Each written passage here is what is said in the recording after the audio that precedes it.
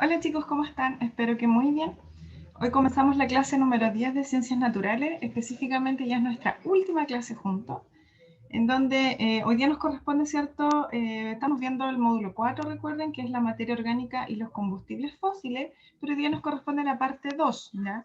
Debido a que la clase 9 hablamos de la primera parte de esto, ¿cierto? Donde nos enfocamos más al estudio más químico tal vez de, el carbono, ¿ya? Pero hoy día vamos a revisar específicamente la unidad 2, la que dice acá energía y combustibles fósiles. ¿Ya? Esa es la que corresponde hoy día. Bueno, partimos con una pregunta, ¿cierto? Que muchas veces la tenemos como en nuestra mente, pero hay que darle más vuelta porque esto la verdad es que está muy latente todavía.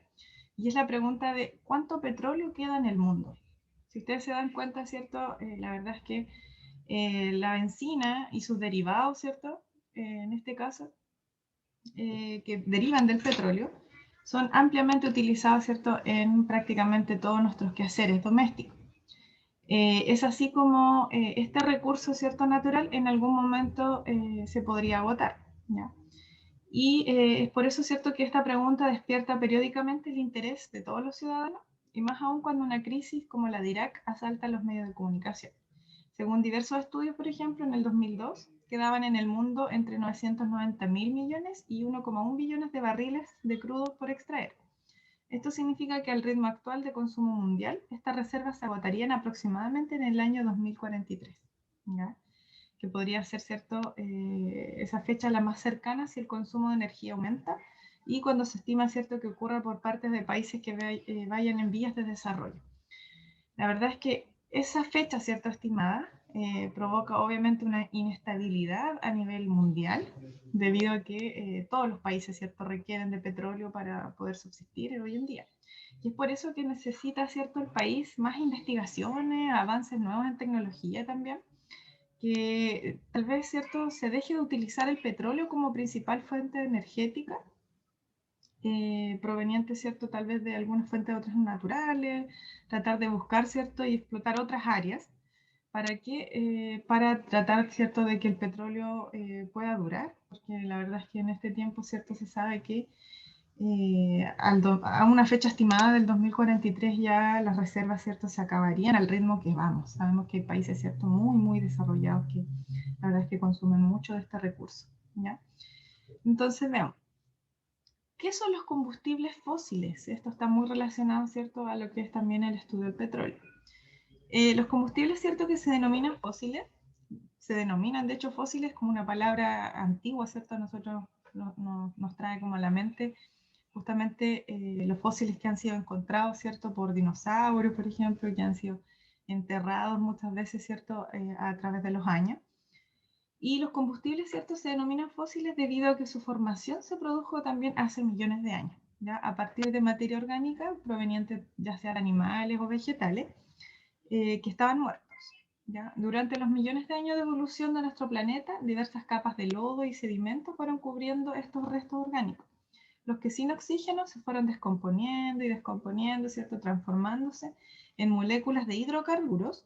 Recuerden que un hidrocarburo, ¿cierto?, era principalmente grandes estructuras, ¿cierto?, orgánicas que estaban constituidas principalmente por átomos de carbono y átomos de hidrógeno. Ya esa es como su particularidad. Las que de acuerdo a la profundidad y presión fueron dando cierto origen al carbono, al petróleo o al gas, que es lo que nosotros, ¿cierto?, denominamos en este momento combustibles fósiles, ¿ya? ¿Qué características tienen los combustibles fósiles y qué uso le damos hoy en día? Primero vamos a partir con el carbón. El carbón, ¿cierto?, es un antiguo motor de la economía.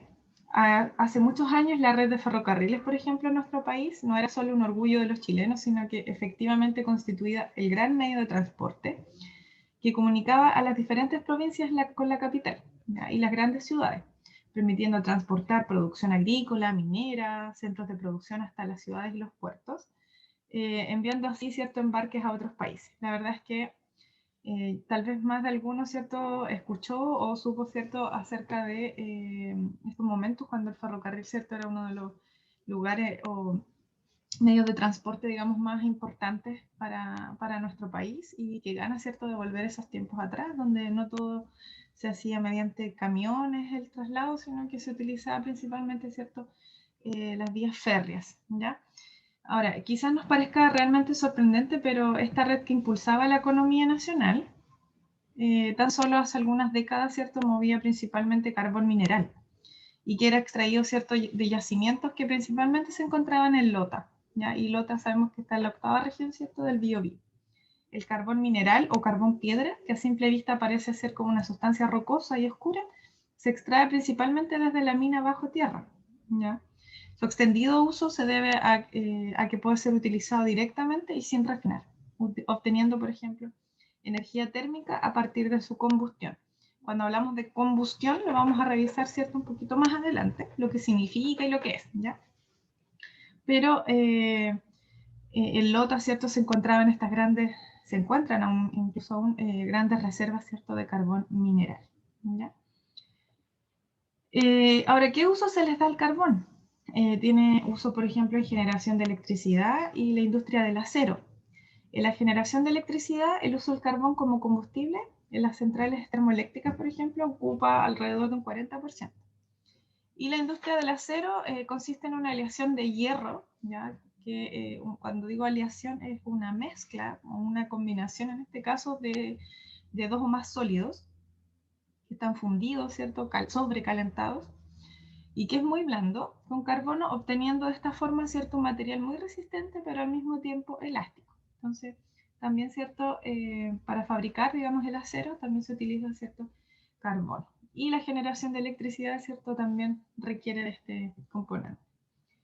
Ahora, otro uso es el combustible industrial, ¿ya? Que existe una gran cantidad de industria que en la actualidad emplean carbón como combustible para sus calderas, por ejemplo, y otros procesos. Y el uso doméstico. Cuando nosotros, ¿cierto?, normalmente necesitamos quemar o realizar, ¿cierto?, algún tipo de combustión hogareña, por así decirlo, que sea un asado, calentar la parrilla, ¿cierto?, etcétera. Uno puede utilizar carbón claramente, ¿cierto?, y producir o provocar, ¿cierto?, una reacción química que se llama combustión, ¿ya? Y aunque nos parezca increíble, en pleno siglo XXI, ¿cierto?, el carbón mineral sigue siendo el combustible empleado para cocinar, para calefaccionarse, ya sea de manera directa o indirecta, por ejemplo, mediante calderas. Es importante recordar que el primer uso de este combustible fue precisamente doméstico. Ya en los países desarrollados se prohíbe el uso doméstico del carbón en zonas urbanas debido a su elevado efecto contaminante. Pero acá en Chile la verdad es que somos un poquito ilimitados en ese sentido, porque la gran mayoría, ¿cierto?, sigue utilizando carbón para encender la parrilla y hacer un asado, por ejemplo. ¿Ya? Así que aún seguimos dándole bastante uso, ¿cierto?, al carbón. Ahora, el gas natural, el combustible del siglo XXI. ¿Han escuchado, cierto, del gas natural tal vez? Bueno, algunas personas tal vez se han ido al extremo sur, por ejemplo, en la zona en Punta Arenas se utiliza bastante, ¿cierto?, el gas natural, que llega, en ese caso, ¿cierto?, llega desde Argentina. Pero nosotros acá como que no hablamos mucho del gas natural, ¿ya? Pero pese a que es un combustible fósil, tiene la ventaja de presentar una combustión muy limpia comparada con el carbón y el petróleo, ¿ya? Y que actualmente, ¿cierto?, hay grandes evidencias de las reservas de este recurso. Normalmente cuando hablamos de gas natural consiste en la mezcla de hidrocarburos gaseosos y está principalmente, ¿cierto?, constituido por metano, que es el CH4 que vimos en la clase anterior, aunque en menor proporción también tiene un poquito de etano, propano y butano. ¿Ya? Dado su carácter de fósil, el gas natural se extrae desde las profundidades, normalmente en los mismos yacimientos de petróleo o en las zonas cercanas, alrededor, ¿cierto? También se puede extraer el gas natural. Y como les digo, en las zonas extremas acá en el sur de Chile, ¿cierto? Así como en Punta Arenas tiene uno de los aires más limpios, ¿ya? Debido a que no están ellos combustionando normalmente, ¿cierto?, algún derivado del petróleo o carbón, sino que el gas natural principalmente, ¿ya? Y por lo mismo, ¿cierto?, tiene mucha menos contaminación que en otras ciudades. Ahora, el petróleo se le dice normalmente, ¿cierto?, el oro negro, ¿ya? El oro porque obviamente es muy valioso y negro por su color, ¿ya? El petróleo, ¿cierto? Aun cuando este viejo recurso ha sido el responsable del desarrollo experimentado por la humanidad durante siglos, todo parece indicar que el uso indiscriminado que le hemos dado, ¿cierto?, lo ha convertido en un bien más escaso y costoso. Y es por eso, ¿cierto?, que todos los derivados del petróleo últimamente han subido mucho de precio. Y entre ellos, ¿cierto?, vamos a tener la gasolina o combustible, ¿cierto?, que nosotros utilizamos normalmente para los vehículos, ¿ya? Si se dan cuenta, el petróleo realiza, digamos, para que ellos puedan encontrar, por ejemplo, la parafina, la gasolina, separarla. El petróleo, ¿cierto?, se somete a un proceso de destilación fraccionada. Es decir, lo que se realiza, ¿cierto?, es una separación por densidades, como por decirlo así, por partes, ¿ya?, del petróleo, en donde lo que sea menos denso, es decir, lo más liviano, va a quedar flotando encimita, y lo más denso, lo más pesado, ¿cierto?, se va a ir como a la parte profunda, ¿ya?, de esta columna de fraccionamiento que ustedes ven acá en la imagen. Entonces, por ejemplo, en la parte más pesada encontramos el asfalto, los combustibles como el fuel, que vendrían siendo utilizados principalmente en barcos, ya algo más pesado, digamos, más denso, aceites lubricantes y ceras, combustible también y el gasóleo para los tractores, las grúas, etc. Luego el queroseno, la gasolina, el éter de petróleo como utilizado, digamos, como un disolvente, y los gases de la refinería que vendrían siendo los más livianitos, ¿ya? Así que esa es la idea, ¿cierto? O así funciona esto de la destilación fraccionada, ¿ya? Y también, bueno, el petróleo, el hecho, ¿cierto?, de que sea uno de los principales, ¿cierto?, fuentes energéticas industriales, es una de las principales fuentes de contaminación también, todo lo que es derivado, ¿cierto?, del petróleo. Ahora, es necesario también recordar en esta parte lo que es combustión, porque si bien, ¿cierto?, les hablé de lo que era combustión, o les conté, ¿cierto?, dónde se ocurría combustión, por ejemplo, en el caso del carbono, no hablamos de lo que es combustión, ¿cierto?, más a nivel químico, ¿ya? La combustión es un tipo de reacciones químicas, ¿ya? Pero en este caso, ¿cierto?, para que pueda producirse, necesitamos nosotros de un combustible inicial, es decir, alguna materia principalmente orgánica que sea capaz, ¿cierto?, de producir en este caso energía, por ejemplo, y para eso va a necesitar un comburente, algo, ¿cierto?, algún tipo de sustancia química que sea capaz de encender o de activar, ¿cierto?, esa reacción. En este caso, el combustible fósil, que hablamos principalmente de un hidrocarburo, ¿cierto?, que tiene carbono e hidrógeno en su estructura, con el oxígeno lo que nos va a formar es dióxido de carbono, agua y energía, ¿ya? Esa energía es en forma de calor y eso es lo que nosotros, ¿cierto?, sentimos al final cuando vemos una llama, ¿ya?, de fuego. Entonces, para que exista combustión, necesito un combustible, un comburente y siempre, ¿cierto?, en el lado de los productos, en el lado derecho, vamos a encontrar el dióxido de carbono y el agua. Es decir, esto va a estar siempre acá, ¿ya? Y el calor, como les decía, es lo que nosotros sentimos al final, en este caso. ¿Ya? El combustible fósil, que vendría siendo, ¿cierto?, lo que se va a quemar, y el comburente en este caso es el oxígeno, es lo que le facilita al combustible poder quemarse, ¿ya? Entonces, un ejemplo claro, ¿cierto?, un ejemplo típico, vendría siendo, por ejemplo, la combustión del metano, que era el gas natural, ¿cierto?, el CH4. Cuando le sumamos oxígeno, ¿cierto?, lo que nos va a provocar en este caso es dióxido de carbono, agua y energía, ¿ya? Entonces vamos a tener acá el combustible, el comburente, esa Q más que nada, ¿cierto?, habla del símbolo de calor. Luego tenemos dióxido de carbono, agua y energía, que vendría siendo, ¿cierto?, la producción final. Ahora, una característica de la combustión es que la diferencia, ¿cierto?, de la oxidación, por ejemplo, es que no basta con poner en contacto el combustible con el oxígeno para producir esa reacción, porque tal vez alguien diría, bueno, lo que le está pasando, ¿cierto?, al combustible fósil es que se le está incorporando oxígeno, nada más, ¿ya? Pero no es una oxidación, sino que es una combustión debido principalmente, ¿cierto?, a esta producción, ¿ya?, de dióxido de carbono, agua y energía constante. Siempre va a ser esto lo que se va a encontrar en los productos, ¿ya? Eso igual es bastante importante.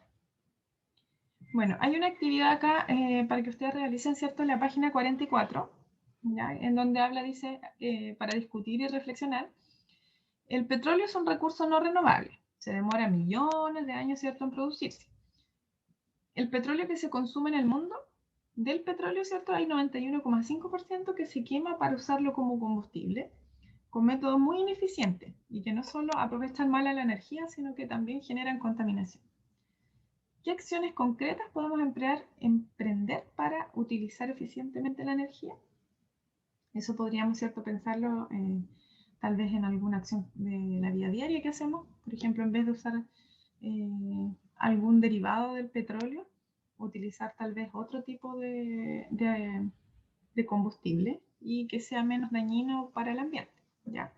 Entonces ahí la idea es que ustedes, ¿cierto?, reflexionen, discutan y puedan pensar principalmente qué vamos a hacer cuando se nos acabe el petróleo. ¿Ya? Luego, dentro de la combustión que yo les había hablado, tenemos dos tipos de combustiones, combustión completa y combustión incompleta.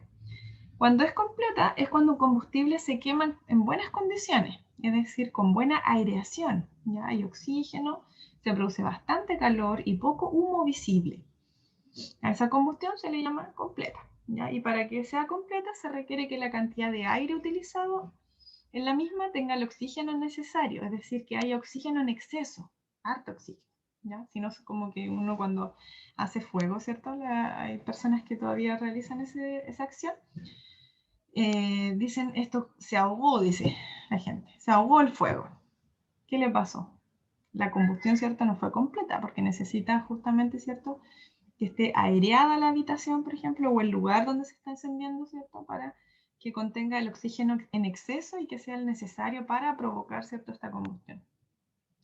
¿Por qué se necesita oxígeno en exceso? Porque eso permite transformar todo el hidrógeno en agua y el carbono, ¿cierto?, en dióxido de carbono. Es decir, se produce a totalidad.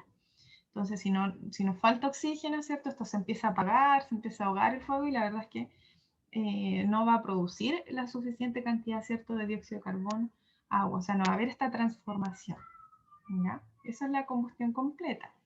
En cambio, cuando es incompleta, nos hemos dado cuenta, ¿cierto?, que cuando es incompleta se producen condiciones de baja aireación y lo que nosotros vemos al final es mucho humo visible, mucho humo, nos empezamos a toser, ¿cierto?, alrededor porque es bien ahogante, y restos de carboncillo, hollín, ¿ya? Nosotros vemos el hollín.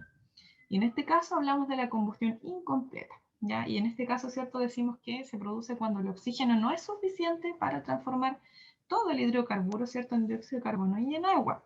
Y en ese caso, ¿cierto?, se produce un gas mucho más venenoso llamado monóxido de carbono, que es el CO, ¿ya? Y claramente, ¿cierto?, nos damos cuenta que es súper peligroso, incluso en altas concentraciones podría llegar a ser letal, ¿ya? Y óxidos también, ¿cierto? También podrían aparecer. La verdad es que es muy peligrosa la combustión incompleta, a grandes rasgos, ¿ya? Así que cada vez que tenga yo que realizar, ¿cierto?, una combustión y quiera garantizar que sea completa, necesito, ¿cierto?, tener mucho oxígeno, tener un lugar con bastante aireación para que no ocurra esto, ¿ya? Para que no comience a aparecer mucho humo visible, ¿cierto? El oxígeno no es suficiente y la verdad es que es bastante peligroso, ¿ya? Entonces lo podemos también nosotros escribir en una reacción química y decimos el combustible más oxígeno escaso vendría siendo una combustión incompleta. Igual dice, fíjense que en vez de CO2 aparece CO aquí, más agua, más energía, ¿ya? Y el CO les había dicho yo, ¿cierto?, que era el monóxido de carbono y eso es muy peligroso, ¿ya? Así que siempre que intenten hacer una combustión, por favor, asegúrense de que sea completa y no incompleta, ¿ya? Vamos. Ahora, los alimentos y la combustión en los seres vivos. La verdad es que muchas veces, ¿cierto?, no lo asociamos. Como que imaginamos siempre combustión, una llama, un fuego, ¿ya? Pero nosotros en nuestro cuerpo también hacemos combustión. ¿Cómo lo hacemos? ¿Ya? Lo hacemos mediante un proceso que se llama respiración celular, ¿ya? En donde principalmente, fíjense acá, nosotros vamos a tener también los mismos productos que teníamos en una combustión. Es decir, vamos a tener dióxido de carbono y agua, ¿ya? Independiente que tengan unos números adelante, ¿cierto? No se preocupen. Eso más que nada habla de la cantidad de moléculas que se producen. ¿ya? Pero fíjense que tenemos dióxido de carbono y agua, al igual que el proceso de combustión normal, la completa, ¿cierto? Que yo les mostré. Y como comburente, fíjense, también tenemos oxígeno. ¡Wow! ¿Cierto? Es impresionante. Pero, a la diferencia, ¿cierto? De lo anterior, ya no vamos a estar quemando, por ejemplo, metano, sino que vamos a quemar en este caso glucosa. ¿Y de dónde obtenemos la glucosa? De nuestra alimentación. ¿Ya? Al ingerir nosotros, ¿cierto?